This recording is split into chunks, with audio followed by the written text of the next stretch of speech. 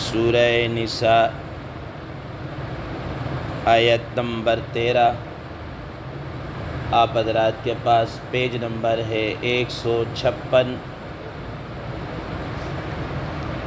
اعوذ باللہ من الشیطان الرجیم، بسم اللہ الرحمن الرحیم۔ تلک حدود اللہ ومن يطع الله ورسوله يدخله جنات تجري من تحتها الأنهار خالدين فيها وذلك الفوز العظيم۔ ومن يعص الله ورسوله ويتعد حدوده يدخله نارا خالدا فيها وله عذاب مهين۔ صدق الله العظيم۔ اللهم صل على محمد النبي الأمي وعلى آله وسلم تسليما كثيرا كثيرا۔ محترم سامعین کرام، ان آیات کا ترجمہ اللہ تبارک و تعالی ارشاد فرماتے ہیں، تلک حدود اللہ، یہ سب جو احکام بیان کیے ہیں یہ اللہ تبارک و تعالی کے مقررہ کردہ حدود ہیں، اللہ تعالیٰ کے ضابطے ہیں۔ وَمَن يُطِعِ اللَّهَ وَرَسُولَهُ، اور جو شخص اللہ اور اس کے رسول صلی اللہ علیہ وسلم کی اطاعت کرے گا، يُدْخِلْهُ جَنَّاتٍ تَجْرِي مِن تَحْتِهَا الْأَنْهَارُ، اللہ تعالیٰ اس کو ایسے باغات میں داخل کریں گے جس کے نیچے نہریں بہہ رہی ہوں گی، خالدین فیہا، اور وہ ان جنتوں میں ہمیشہ ہمیشہ رہیں گے۔ وَذَلِكَ الْفَوْزُ الْعَظِيمُ، اور یہ جنت کے اندر داخل ہو جانا یہ بہت بڑی کامیابی ہے۔ وَمَن يَعْصِ اللَّهَ وَرَسُولَهُ، اور جو شخص اللہ اور اس کے رسول صلی اللہ علیہ وسلم کی نافرمانی کرے گا، وَيَتَعَدَّ حُدُودَهُ، اور اس کے مقررہ کردہ حدود سے، اس کے مقررہ کردہ ضابطوں سے تجاوز کرے گا، يُدْخِلْهُ نَارًا خَالِدًا فِيهَا، تو اللہ تبارک و تعالیٰ اس کو ایسی آگ میں داخل کریں گے، خالداً فیہا، کہ وہ اس آگ میں ہمیشہ ہمیشہ رہے گا، وَلَهُ عَذَابٌ مُّهِينٌ، اور اس کے لیے اہانت والا عذاب ہوگا۔ محترم سامعین کرام، ما قبل کی آیات میں اللہ تبارک و تعالیٰ نے پہلے یتیموں کے متعلق احکامات کو بیان کیا، پھر اس کے بعد اللہ تبارک و تعالیٰ نے وراثت کے احکامات کو بیان کیا۔ ان تمام تر احکامات اور ان ضابطوں کو بیان کرنے کے بعد اللہ تبارک و تعالیٰ اب فرما رہے ہیں، تلک حدود اللہ، یہ خدا تعالیٰ کے، اللہ تعالیٰ کے مقررہ کردہ ضابطے ہیں، یہ اللہ تعالیٰ کی مقررہ کردہ حدود ہیں۔ اب جو ان حدود سے تجاوز کرے گا وہ بھی اپنا انجام دیکھ لے، اور جو ان حدود کی پاسداری کرے گا اس کو بھی اس کا کیا ہے، انعام ملے گا۔ محترم سامعین کرام، حضرات مفسرین کرام رحمہ اللہ فرماتے ہیں کہ ان حدود کی پاسداری اور ان حدود سے تجاوز کرنا کیا ہے؟ ان حدود سے تجاوز کرنا یہ ہے کہ مثال کے طور پر کوئی آدمی ان احکامات کو مانے ہی نہیں اور وہ یہ کہے کہ میں اس کے مطابق وراثت تقسیم نہیں کرتا،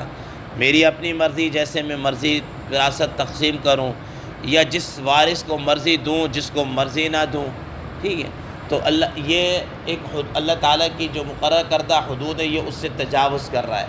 جیسا کہ پیچھے آپ نے پڑھ لیا ہے کہ وصیت کے اندر بھی اگر اس کو آپشن جو دیا گیا ہے تو وہ یہی ہے کہ کسی کو نقصان نہ پہنچائے، وارثوں میں سے کسی کو حق کم کر دینا، یہ کر دینا، غیر مضار، کوئی نقصان ضرر والی بات نہ کرے، ضرر نہ پہنچے کسی سے۔ حدیث مبارکہ میں آتا ہے رسول اللہ صلی اللہ تعالیٰ علیہ وسلم نے ارشاد فرمایا کہ ایک آدمی 60-70 برس تک عبادت کرتا رہتا ہے اور اس عبادت کی وجہ سے وہ جنت کا مستحق ہوتا ہے، ٹھیک ہے، لیکن اپنی آخر عمر کے اندر آ کر وہ وراثت کے اندر ایسی وراثت تقسیم کرتا ہے یا ایسا طریقہ اپناتا ہے جس کی وجہ سے وہ بجائے جنت کے جہنم کا مستحق ہو جاتا ہے۔ اب اس کی 60-70 سالہ عبادت ایک طرف گئی۔ اسی طریقے سے حدیث مبارکہ میں آتا ہے رسول اللہ صلی اللہ تعالیٰ علیہ وسلم نے فرمایا کہ جو شخص کسی وارث کی وراثت کو کٹ کرے گا، ٹھیک ہے نا، اس کا حصہ کم کرے گا، کٹ کرے گا، فرمایا کہ اللہ تبارک و تعالیٰ اس کا جنت کے اندر جو وراثت ہے اس کو کٹ کر دیں گے، ٹھیک ہے نا۔ اب اس سے دیکھ لیجیے، یہ کوئی چھوٹی بات نہیں ہے، معمولی بات نہیں، بہت بڑی بات ہے۔ تو اس لیے جو اللہ تعالیٰ نے ضابطے مقرر کیے ہیں ان کو کیا کرنا ہے، اپنانا ہے، اسی کے مطابق چلنا ہے۔ محترم سامعین کرام، وراثت کے اندر یہ بات بھی ذہن نشین رہے کہ یہ ہم نے بات پڑھی ہے کہ اب کوئی وارث ہو اس کے لیے وصیت نہیں کی جا سکتی، وصیت نہیں کی جا سکتی، وارث سے ہٹ کر وصیت کی جائے گی۔ لیکن اگر کوئی آدمی اپنی بیوی کے لیے یہ کہتا ہے کہ بھائی میں نے اس کا حق مہر نہیں ادا کیا، میں نے اس کا حق مہر ادا کرنا ہے، میرے ترکے میں سے اس کا حق مہر ادا کرنا، تو یہ وصیت نہیں ہے، یہ تو گویا اس کا قرض ہے جو ادا کیا جا رہا ہے۔ اور جہاں دیگر قرض ادا کیے جائیں گے وہیں پر بیوی کا جو حق مہر ہے، بھلے سے کتنا عرصہ گزر جائے، کوئی کہے یار اب تو 50-60 سال گزر گئے، یہ ہو گیا وہ ہو گیا، اب کیا یہ نہ، ٹھیک ہے نا، وہ اس کا حق ہے، وہ اس کا قرض ہے، وہ اس کے ذمہ باقی ہے، دیگر قرضوں کی طرح اس کے قرض کی ادائیگی، تو بیوی اپنا وہ قرض بھی وصول کرے گی اور اپنا جو حق وراثت ہوگا اس کو بھی کیا کرے گی، وصول کرے گی۔ تو محترم سامعین کرام، تو فرمایا کہ تلک حدود اللہ، یہ جتنے بھی احکامات بیان کے یہ سب اللہ تعالیٰ کے مقرر کردہ ضابطے ہیں۔ اسی طریقے سے حضرات مفسرین کرام رحمہ اللہ فرماتے ہیں کہ اگر کوئی آدمی اس حالت میں فوت ہوا کہ اس کی بیوی پریگنسی کی حالت میں تھی، ٹھیک ہے نا، اور حمل کی حالت کے اندر تھی، تو فرمایا کہ وہ جو پیٹ کے اندر ہونے والا بچہ ہے یہ بھی اس وراثت کے اندر حصے دار ہے، لہذا اس وراثت کو جب تقسیم کریں گے تو اس کا حصہ نکالیں گے، یعنی کہ اس حد تک ڈیلے کر لیں گے تاکہ یہ حمل کیا ہے وہ ڈیلیوری ہو جائے، اور ڈیلیوری ہونے کے بعد پتہ چل جائے لڑکا لڑکی جو بھی ایک ہے دو ہے، اس کے حساب سے پھر وراثت کو کیا کیا جائے گا، تقسیم کیا جائے گا۔ تو بہرحال پھر ایک اور چیز بھی ہے، آپ حضرات کے علم میں ہے کہ اللہ تبارک و تعالیٰ نے بہت سارے افراد کے حصوں کو بیان کیا، یہ ذوی الفروض کہلاتے ہیں، ذوی الفروض جن کا حصہ مقرر ہے، کسی کا 1/3، کسی کا 2/3، کسی کا 8واں، کسی کا 1/4، کسی کا 6واں، یہ سارے حصے کیا ہیں، یہ ذوی الفروض کہلاتے ہیں کہ جن کا اللہ تعالیٰ نے حصہ مقرر کیا ہوا ہے۔ اگر ذوی الفروض کو تقسیم کرنے کے بعد مال بچ جائے تو پھر اس کے بعد عصبات کو دیتے ہیں، عصبہ آ جاتے ہیں۔ عصبہ عموماً وہ رشتہ دار ہوتے ہیں جو باپ کی طرف سے، جی باپ کی طرف سے جو اس کے رشتہ دار ہوتے ہیں، مثلاً چچا ہو گئے، مثلاً بھتیجے، چچا زاد بھائی ہو گئے، کزن وغیرہ ہو گئے، یہ سارے عصبات کے اندر آتے ہیں، اور بھی اس میں رشتے ہیں۔ اسی طریقے سے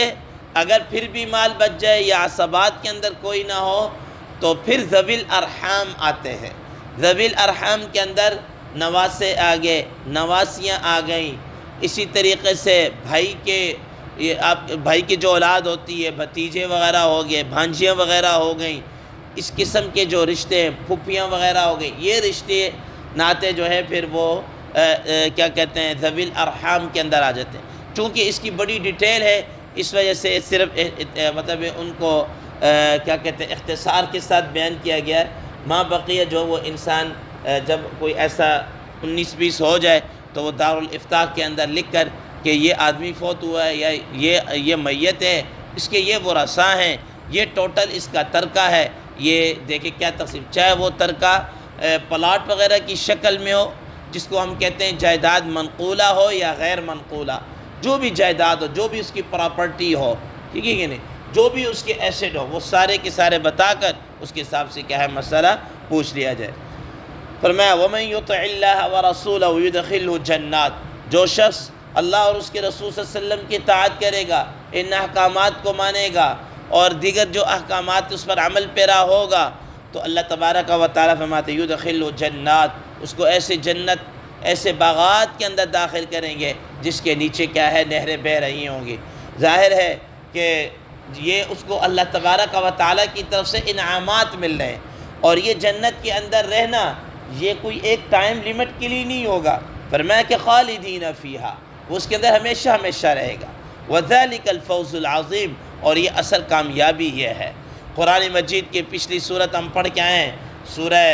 آل عمران کے آخر کے اندر یہ بات ہے، فمن زحزح عن النار وادخل الجنۃ فقد فاز، جو آدمی جہنم سے بچا لیا گیا، جہنم کی آگ سے بچا لیا گیا اور جنت کے اندر داخل کر لیا گیا، فرمایا کہ یہ آدمی در حقیقت یہی کامیاب ہے، یہی کامیابی ہے۔ آج ہم کامیابی کسی اور کو سمجھ رہے ہیں، نہیں، اللہ تعالیٰ نے واضح فرما دیا کہ کامیابی در حقیقت اللہ اور اس کے رسول صلی اللہ تعالیٰ علیہ وسلم کی اطاعت اور فرما برداری اور اتباع کے اندر ہے۔